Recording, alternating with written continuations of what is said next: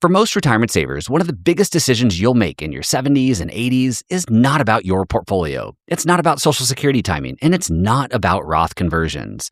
It's about where you're going to live. But that decision is often framed and approached the wrong way because it's not just about where to live, it's also about how care will be delivered, coordinated, and paid for if your health changes later on. And that's exactly what today's episode is about. The housing and care decision later in life, a topic most retirement savers have not fully thought through and one that most financial plans often ignore. Specifically, I'm walking you through the 4 main paths people take, the risks each one shifts or solves, and what you need to know about continuing care retirement communities, including a little-known tax planning opportunity. I'll also explain why the best time to be thinking about all of this is usually when you feel far too young to be thinking about it. Welcome to another episode of the Stay Wealthy Retirement Show. I'm your host, Taylor Schulte, and every week I tackle the most important financial topics to help you stay wealthy in retirement. And now, on to the episode.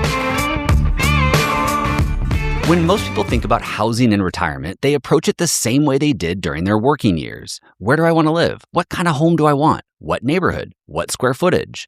Those are lifestyle questions, but in your 70s, 80s, and 90s, the housing decision stops being just about lifestyle and it starts being more about care.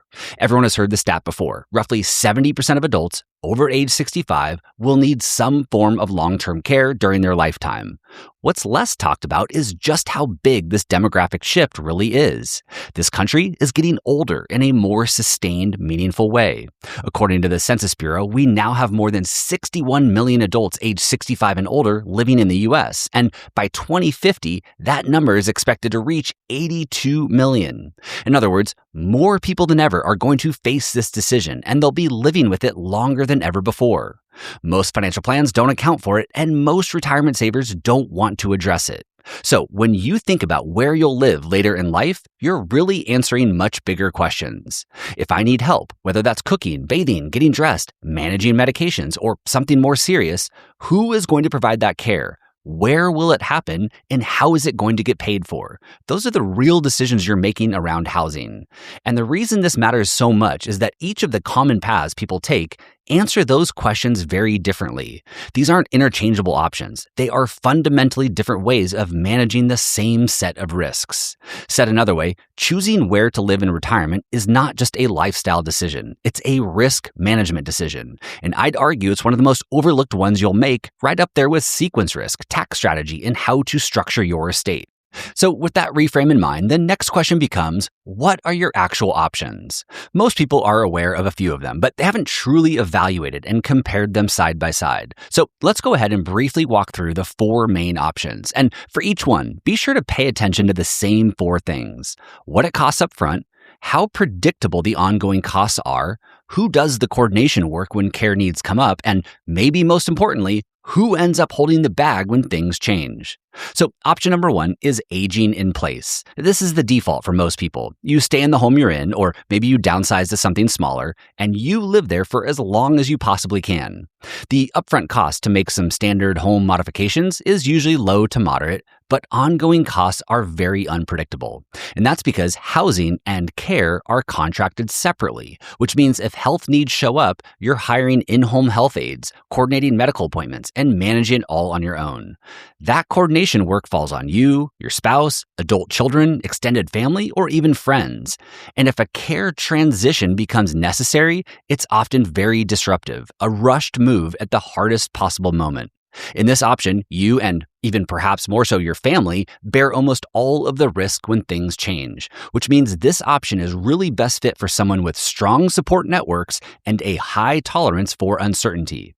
Okay, next up, option number 2 is a 55 plus community or a senior rental community. And this can be an appealing middle ground. You sell your home, let go of the costs, upkeep, and responsibilities that come with home ownership, and move into a simpler living environment designed for older adults. Upfront costs are minimal, rent is predictable month to month, and you get access to social opportunities, shared amenities, and a lifestyle that just feels much easier to manage. For someone who wants housing simplicity without paying for bundled care services that they may not ever need, this can be a great fit. Now, the trade-off, however, is that healthcare is usually not built into the model, which means care coordination still falls on you and or your family.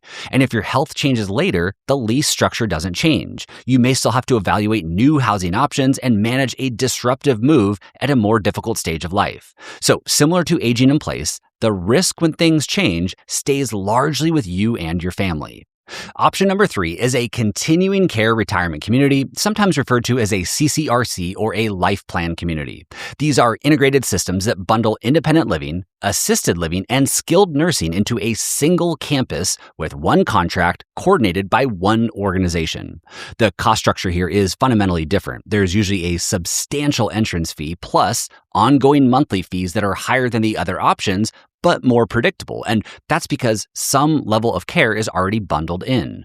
The benefit is that coordination is handled by the facility, not the family. And when care needs increase, transitions happen within the same community, lowering the risk of a disruptive move. In this model, the organization absorbs much of the risk when things change, but the trade-off is a large upfront capital commitment and reduced flexibility to change course later. We'll dive deeper on these in a moment. Lastly, option number 4 is assisted living, skilled nursing, or memory care. And these are the care-driven options that people typically move into reactively, after a health event forces a decision out of necessity, not by choice. Upfront costs are usually minimal, but ongoing costs tend to rise as care needs become more complex, often bringing a greater loss of independence over time. The benefit is that the facility handles day-to-day care within its licensed scope, which can significantly reduce the burden on a spouse or adult children. However, choices are largely constrained by health, step-ups in care often require another move, and autonomy tends to shrink over time. As you can see, each of these options answers the housing and care question differently. Different cost structures, different cost predictability, different levels of coordination work, and very different answers to one critical question: who bears the risk when things change? On that note, every later life housing decision is really a trade-off across 4 specific types of risk. And by understanding how each option handles those 4 risks, the right path for you and your family becomes a lot clearer. So let's unpack each of them one by one. The first of the 4 types of risk is called care coordination risk. In plain English, what this means is if your health starts to decline, someone has to step in and coordinate everything. Someone has to find the right providers, schedule appointments, manage medications, arrange in-home help, deal with insurance, and keep all the moving pieces organized.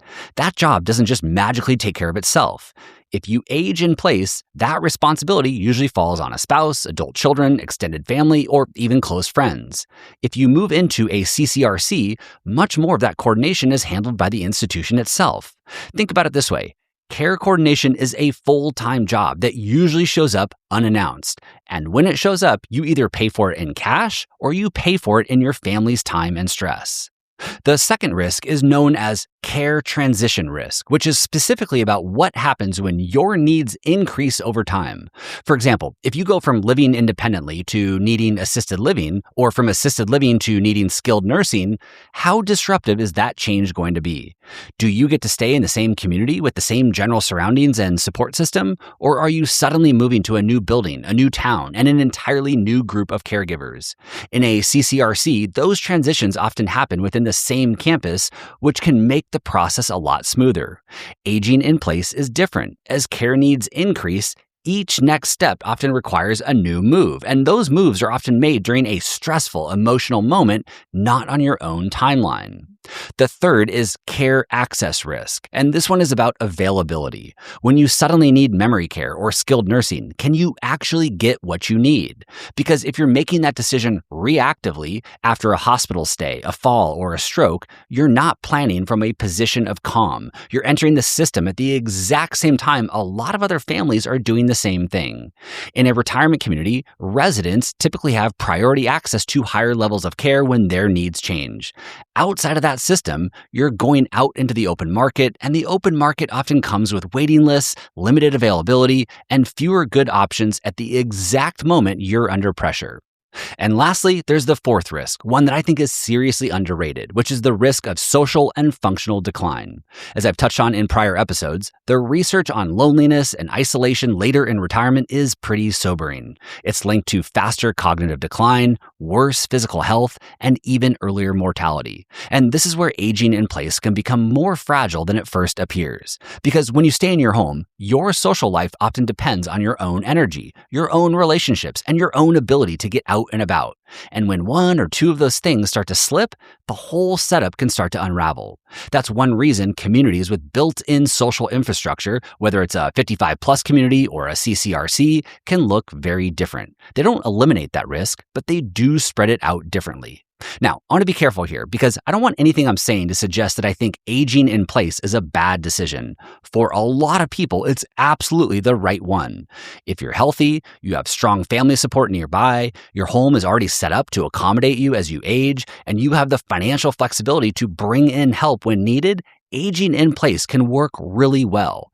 But that's the key. It has to actually work on paper. It can't just be a vague hope that things will somehow come together later.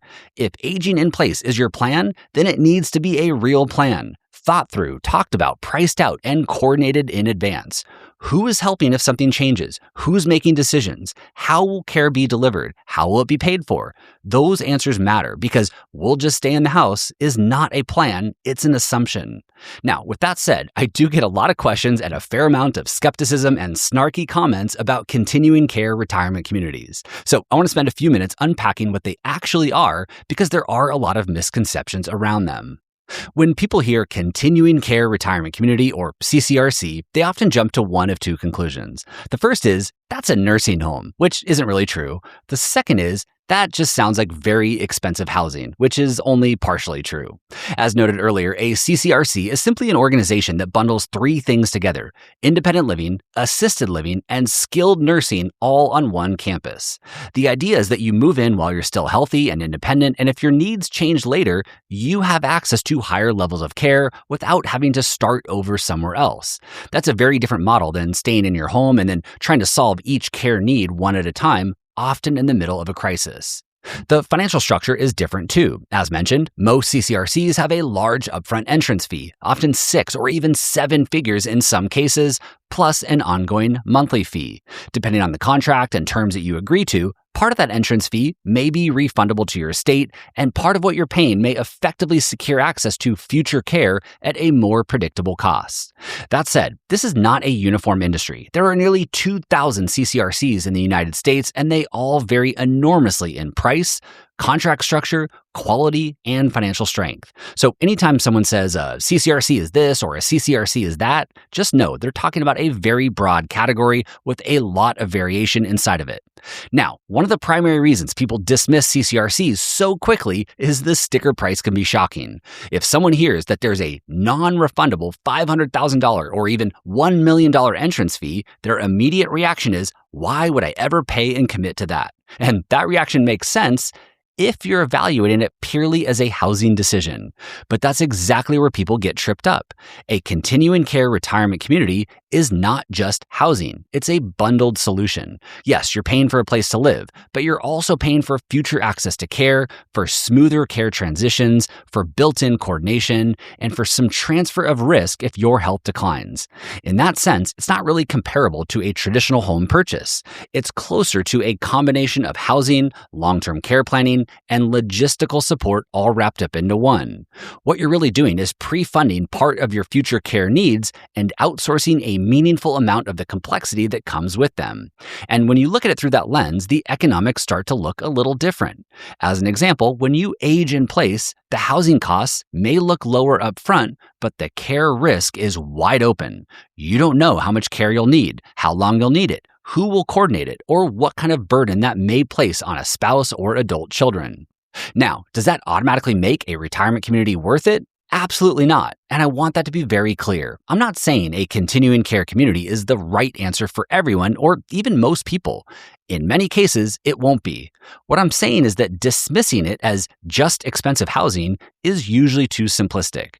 That framing can cause people to rule it out too quickly or, just as importantly, move forward without fully understanding what they're buying.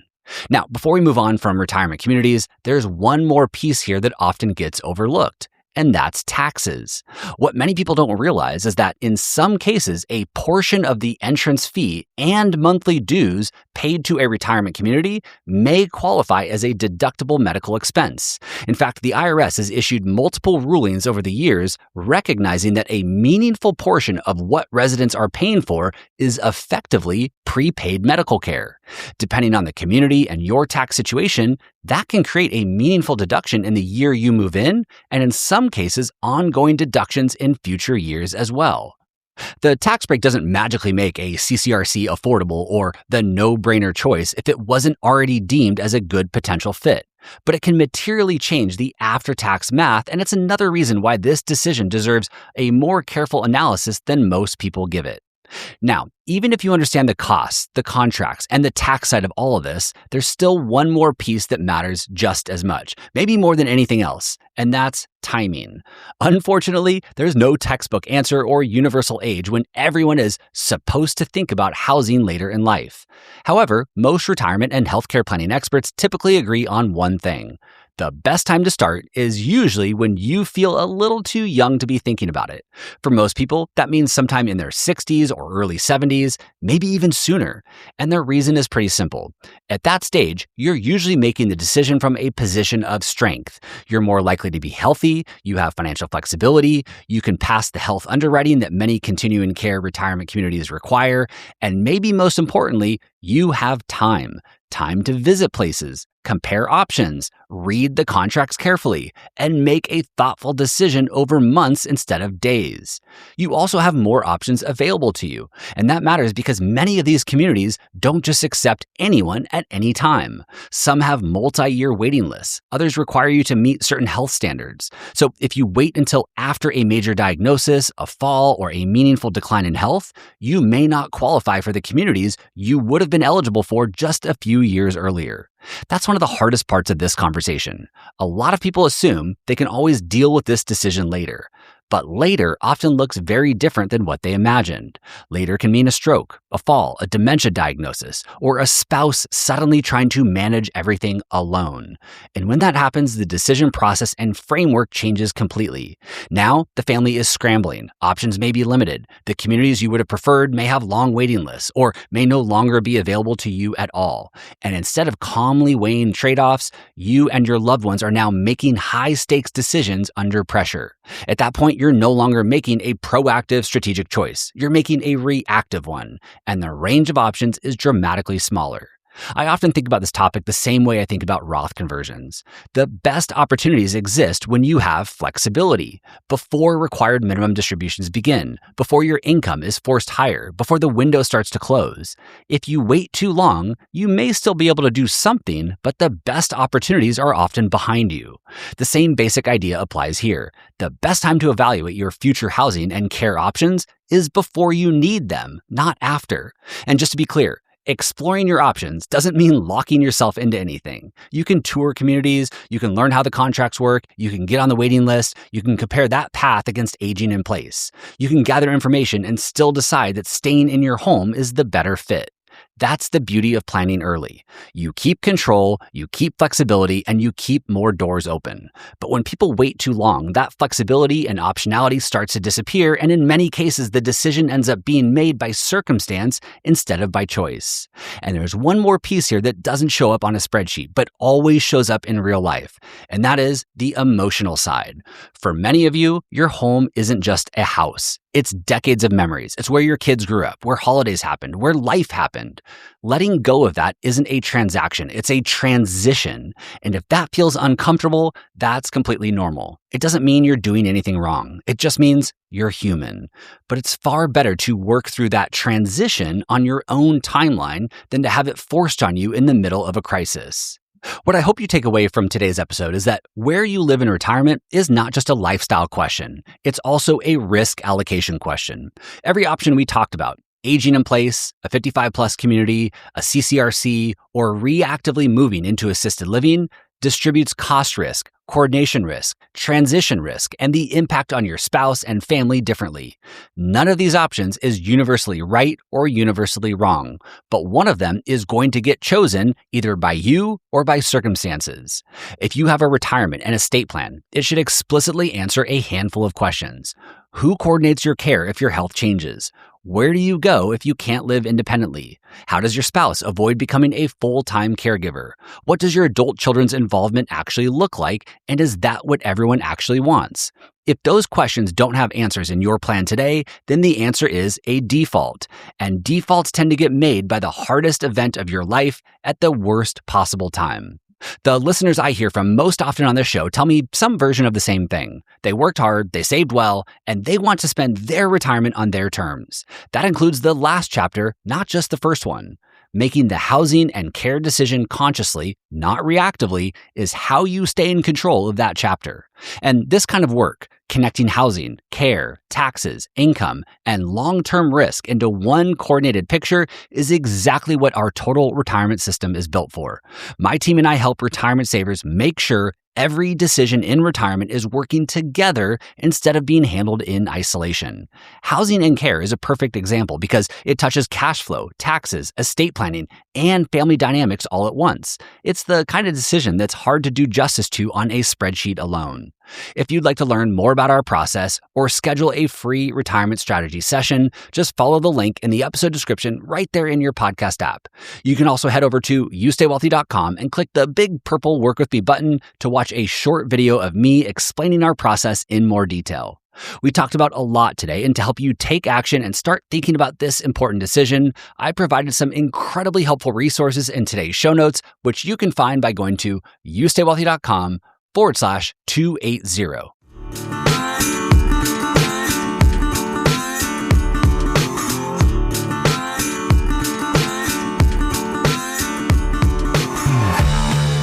This podcast is for informational and entertainment purposes only and should not be relied upon as a basis for investment decisions. This podcast is not engaged in rendering legal, financial, or other professional services.